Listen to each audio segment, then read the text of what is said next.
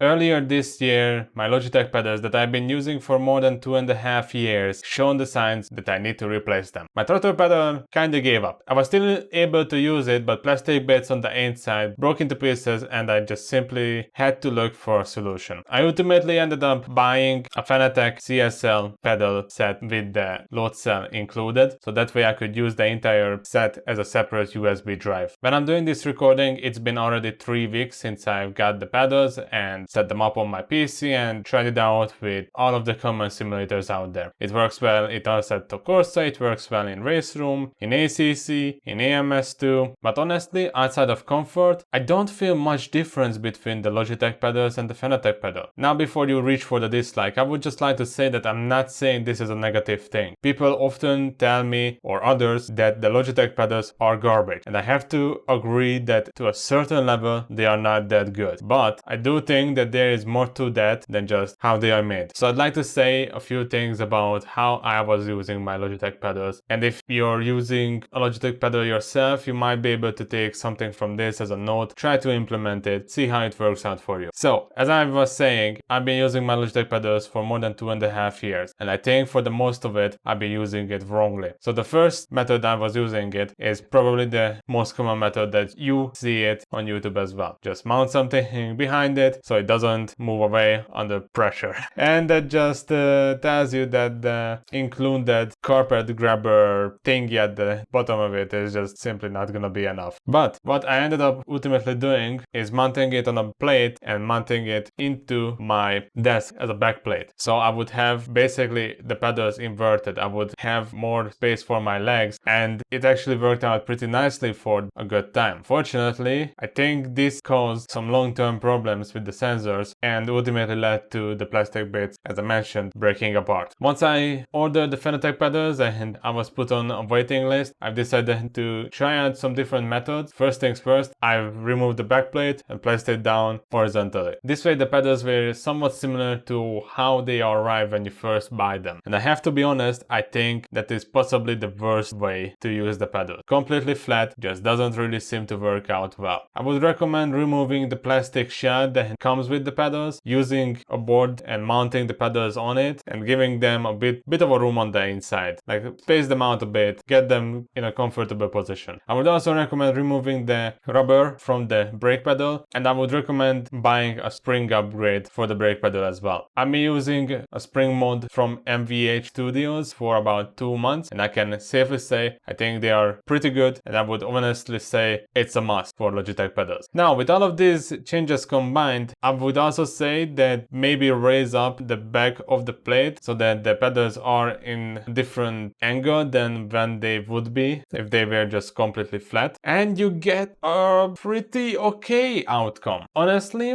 I think with all of these things combined, the Logitech pedals are quite enjoyable. Like this mentioned angle that I've been using the pedals with has to be my favorite way of using them. Now there are still a few things that the Logitech pedals lack of. One of the most annoying things about the Logitech pedals is that if the room is cold or if it's winter, they are extremely cold. They are also not really good to use with racing shoes. Thankfully, none of these are problems with the Fanatec pedals. The Logitech pedals are also, I feel like they are a bit too small, and the cabling is just completely frustration. Every single time I had to remove the pedals or move them to a different position, the cabling was the biggest problem with it. And I don't think I have to mention this much, but the Fanatec pedals have no such problem. The cabling and setting up the pedals themselves is pretty straightforward. Same goes for downloading the driver for the pedals and plug it in and setting it up in simulators. Now if you would ask me which one do I recommend out of the two, I would say go with the Logitech first, and if you aren't satisfied, upgrade to the Fanatec. But I do think that with these small changes, the Logitech pedals can be quite enjoyable. You're not gonna get a load cell pedal out of it, it's not gonna be on that performance range, but I do think that the Logitech pedals aren't as bad as people make them out to be, especially for just casual driving or casual racing, or if you're someone like me who is a mediocre driver at best.